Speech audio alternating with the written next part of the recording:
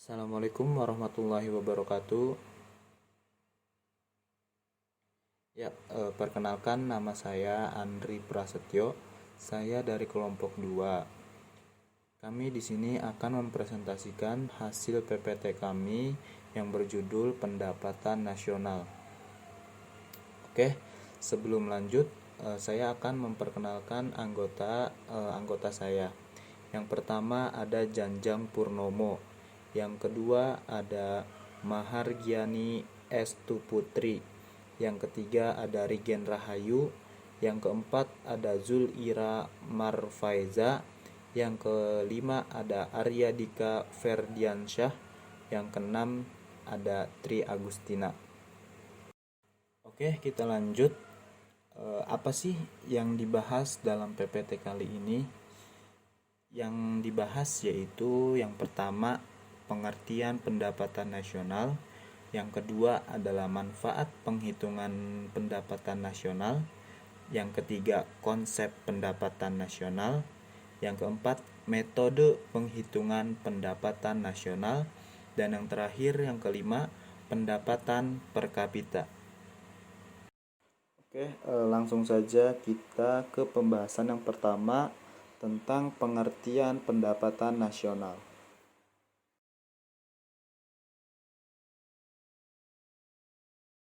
Pengertian pendapatan nasional.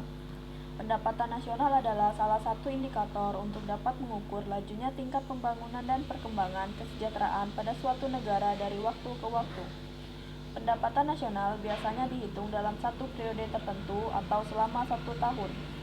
Angka ini menunjukkan jumlah rata-rata pendapatan yang diterima oleh seluruh rumah tangga keluarga di suatu negara dari penyerahan berbagai faktor produksi.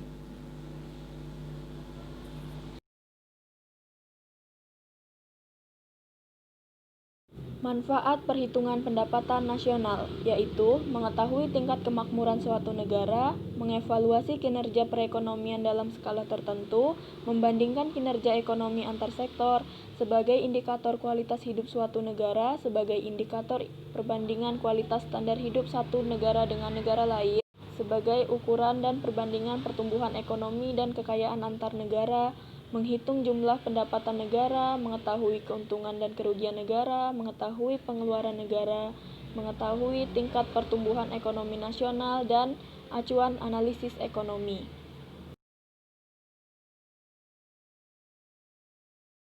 Pembahasan selanjutnya tentang konsep pendapatan nasional.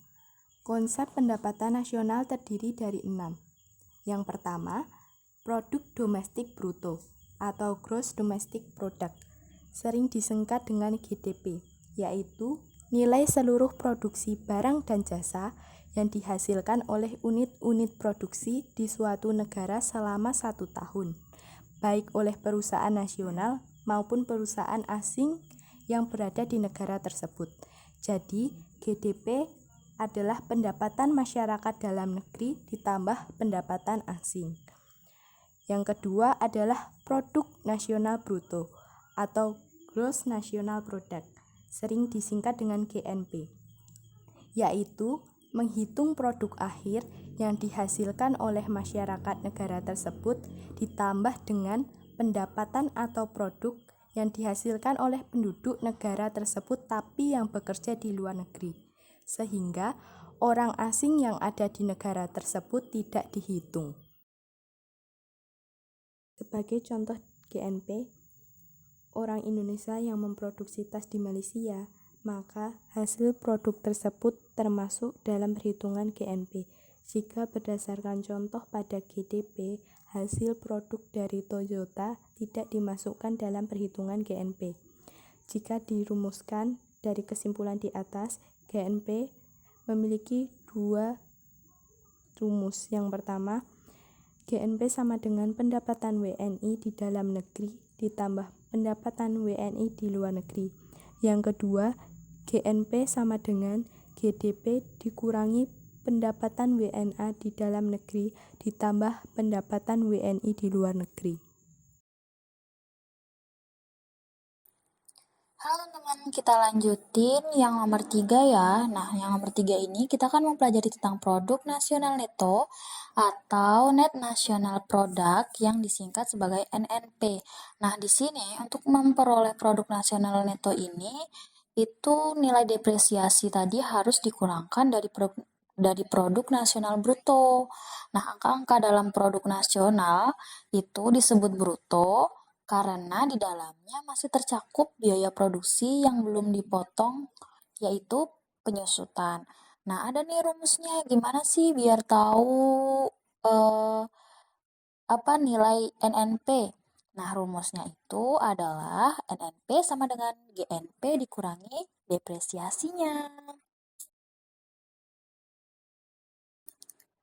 Nah, jangan ngantuk dulu ya nyimaknya teman-teman. Kita lanjut ke nomor 4, yaitu pendapatan nasional neto atau Net National Income yang disingkat sebagai NNI.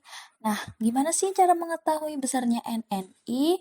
Cara mengetahuinya adalah yaitu NNP dikurangi dengan pajak tidak langsung, teman-teman. Terus pajak tidak langsung itu apa sih? Udah ada yang tahu? Kalau belum, oke. Nah, pajak tidak langsung itu adalah pajak yang pembebanannya dapat dilimpahkan kepada pihak lain. Nah, apa tuh misalnya tuh? Nah, misalnya pajak pertambahan nilai, pajak hadiah, pajak penjualan, dan masih banyak lagi. Terus, apa sih rumusnya? Gimana sih biar tahu nilai NNI itu gimana? Yaitu NNP dikurangi pajak tidak langsung, ditambah subsidi, seperti itu ya. NNP apa yo? Tadi yang sebelumnya, yang nomor 3, produk nasional neto.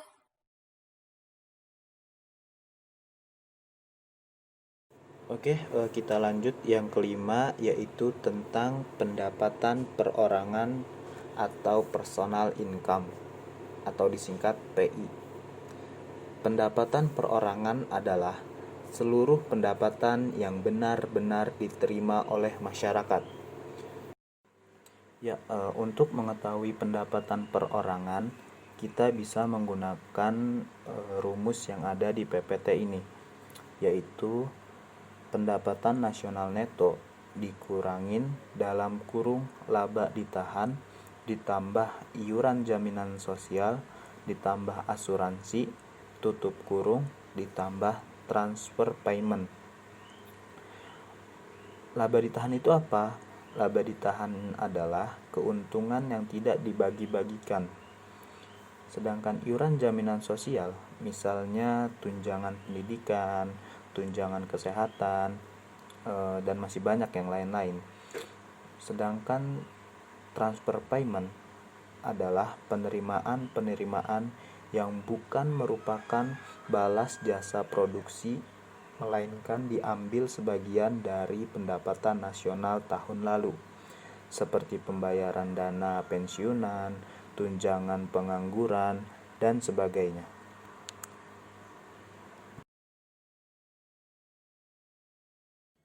Ya, kita lanjut yang keenam, yaitu tentang pendapatan yang siap dibelanjakan atau disposable income atau disingkat DI. Pendapatan ini adalah pendapatan yang siap untuk dimanfaatkan untuk membeli barang dan jasa konsumsi dan selebihnya menjadi tabungan yang disalurkan menjadi investasi. Untuk rumus mencari pendapatan yang siap dibelanjakan, kita bisa menggunakan rumus dalam PPT ini, yaitu pendapatan yang siap dibelanjakan sama dengan pendapatan perorangan dikurangi pajak langsung. Kita bisa lihat dari tabel di samping, untuk mengetahui pendapatan yang siap dibelanjakan, kita harus mengetahui dulu pendapatan perorangannya ini berapa. Nanti akan dikurangi dengan pajak langsung. Ya, itu adalah yang dinamakan dengan konsep pendapatan nasional. Jadi kita harus mengetahui dulu produk domestik brutonya berapa sampai pendapatan perorangannya berapa, nanti baru bisa mengetahui berapa pendapatan yang siap dibelanjakan.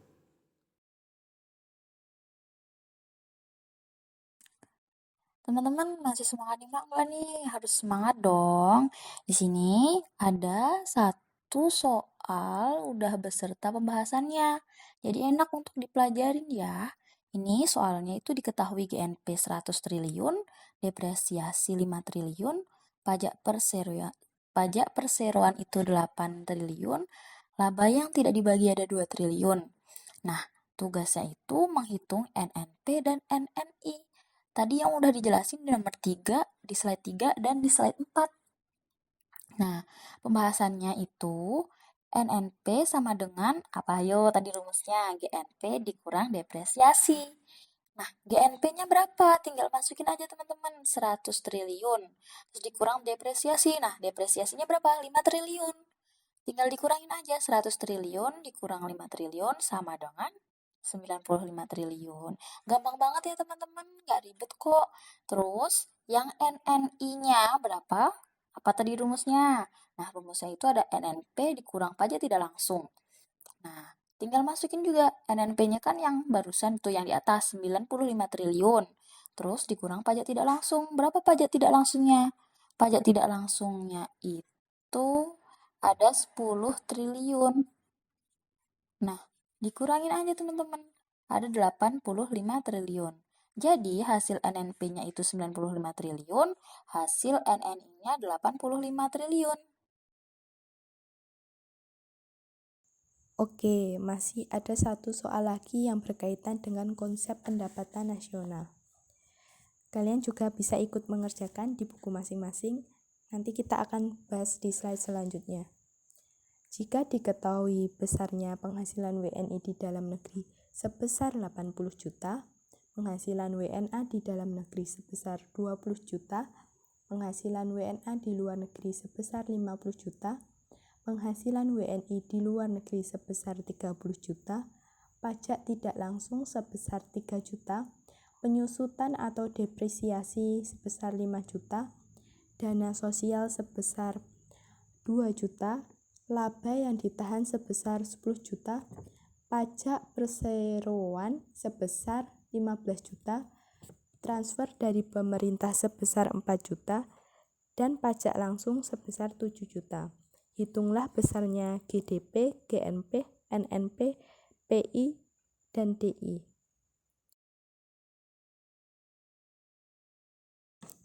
Untuk bisa menjawab soal-soal tersebut, kita harus tahu bahwa komponen pendapatan nasional itu saling berkaitan. Nah, yang pertama tadi kita disuruh mencari GDP. GDP itu rumusnya pendapatan masyarakat dalam negeri itu sebesar 80 juta ditambah pendapatan asing sebesar 20 juta, nanti hasilnya 100 juta. Dan untuk mencari GNP itu hasil dari GDP dikurangi pendapatan WNA di dalam negeri ditambah pendapatan WNI di luar negeri, nanti hasilnya sebesar 110 juta. Selanjutnya mencari NNP, itu rumusnya GNP dikurangi penyusutan atau depresiasi, nanti hasilnya 105 juta. Selanjutnya mencari NNI, NN itu hasil dari NNP dikurangi pajak tidak langsung, hasilnya nanti 102 juta. Dan untuk menghitung PI, itu hasil dari NNI ditambah transfer payment. Kalau dari soal tadi, transfer dari pemerintah dikurangi dalam kurung iuran asuransi ditambah iuran jaminan sosial ditambah pajak perseroan ditambah laba ditahan tutup kurung, nanti hasilnya 79 juta. Dan untuk menghitung DI, itu hasil dari PI dikurangi pajak langsung, nanti hasilnya 72 juta.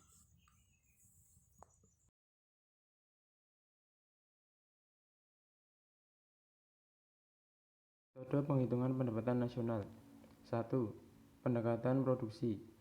Pendekatan pertama yang digunakan adalah pendekatan produksi. Cara menghitung pendapatan negara dengan metode ini adalah menjumlahkan seluruh barang atau jasa yang diproduksi oleh suatu negara dalam waktu setahun. Adapun rumusnya sebagai berikut. Y sama dengan P1 kali Q1 plus 2 kali Q2 plus P3 kali Q3 dan seterusnya. Keterangan P1 harga barang ke-1, PN harga barang ke N, Q1 jenis barang ke 1, QN jenis barang ke N. Contoh soal. Diketahui data sebagai berikut.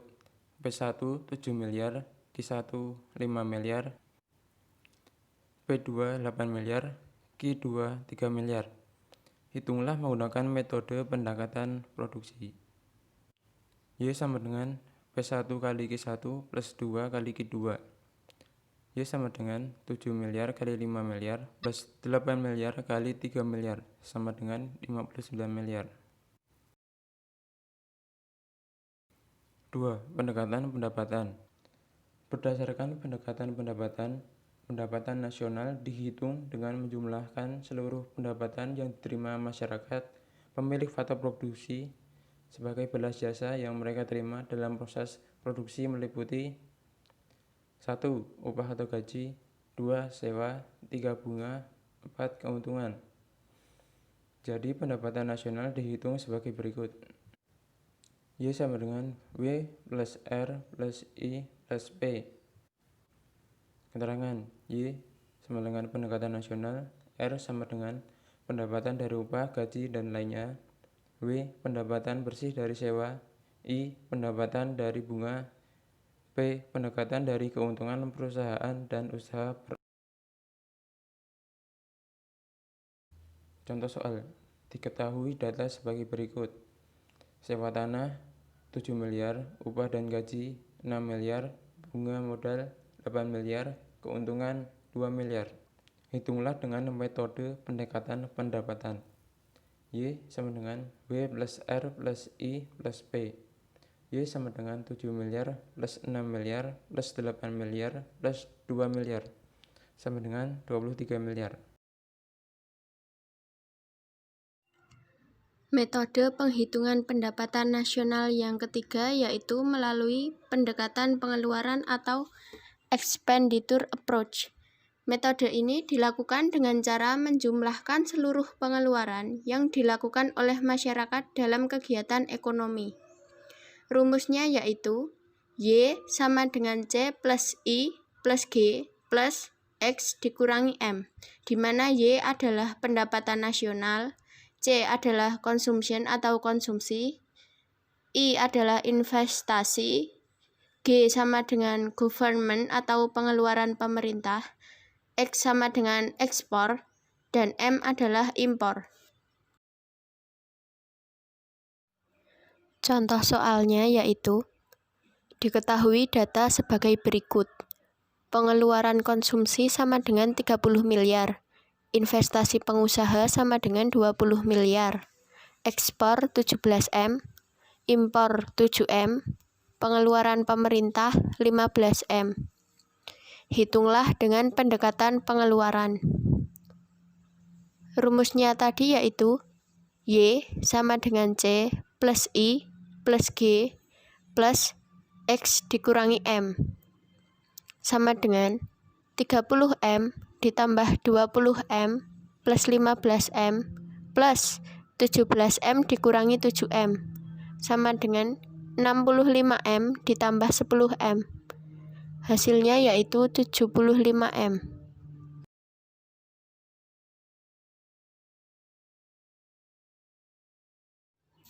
Selanjutnya yaitu pendapatan per kapita. Yang pertama, pengertian pendapatan per kapita. Pendapatan per kapita adalah rata-rata pendapatan masyarakat suatu negara dalam kurun waktu tertentu. Pendapatan per kapita ini dipengaruhi oleh jumlah penduduk dan juga pendapatan nasional. Pendapatan per kapita dapat digunakan untuk membandingkan kesejahteraan atau standar hidup suatu negara dari tahun ke tahun. 2. Hubungan pendapatan nasional, jumlah penduduk, dan pendapatan per kapita. Naik turunnya PDB atau jumlah penduduk akan mengakibatkan naik turunnya pendapatan per kapita, sehingga kita tidak bisa mengandalkan komponen pendapatan nasional semata untuk bisa mengetahui kesejahteraan rata-rata penduduk suatu negara. Meskipun pertambahan pendapatan nasional besar dan pertambahan penduduknya juga besar, pendapatan per kapita tetap kecil. Oleh karena itu, agar pendapatan per kapita besar, kita harus mampu mengendalikan laju pertumbuhan penduduk. 3. Fungsi perhitungan pendapatan per kapita. A. Perbandingan kesejahteraan penduduk suatu negara dari tahun ke tahun, dengan maksud apakah kesejahteraan penduduk suatu negara dari tahun lalu dan tahun sekarang mengalami peningkatan atau malah mengalami penurunan. B. Perbandingan kesejahteraan suatu negara dengan negara lain. Yang dimaksud itu adalah apakah kesejahteraan suatu negara A lebih baik daripada negara B. C. Perhitungan standar hidup suatu wilayah. Dari perhitungan ini bisa dilihat standar hidup suatu wilayah, apakah dari tahun ke tahun mengalami kenaikan atau penurunan. Pendapatan per kapita yang tinggi di suatu kota bisa pula mendobrak kebutuhan belanja. Peluang bisnis akan lebih besar, memiliki kesempatan untuk dibuka. D. Menentukan kebijakan pemerintah yang tepat untuk kedepannya. Dengan perhitungan ini, negara juga bisa menentukan apakah kebijakan yang diterapkan sudah efektif atau belum. E. Data pengambilan kebijakan bidang ekonomi sebagai pertimbangan bagi para pengambil kebijakan di bidang ekonomi. 4. Cara menghitung pendapatan per kapita. Caranya adalah dengan membagi pendapatan nasional dengan jumlah penduduk yang terdapat pada suatu wilayah. Contoh soal, suatu wilayah A memiliki pendapatan nasional sebesar 15 miliar rupiah dalam 1 tahun. Jumlah penduduk di wilayah tersebut mencapai 300 jiwa. Perhitungan pendapatan per kapitanya adalah, rumusnya pendapatan per kapita sama dengan pendapatan nasional dibagi jumlah penduduk, sama dengan 15 miliar rupiah dibagi 300 sama dengan 50 juta rupiah. Jadi rata-rata pendapatan per kepala pada wilayah tersebut adalah 50 juta per tahun. Ya, itu tadi presentasi dari kelompok kami. Jika teman-teman masih ada yang bingung atau masih ada yang kurang paham, ada yang ingin ditanyakan, kita akan buka diskusi di WA group. Ya, kita diskusi lewat WA group. Insya Allah kita akan jawab pertanyaan dari teman-teman. Ya, cukup sekian dari kelompok 2. Kurang lebihnya mohon maaf. Wassalamualaikum warahmatullahi wabarakatuh.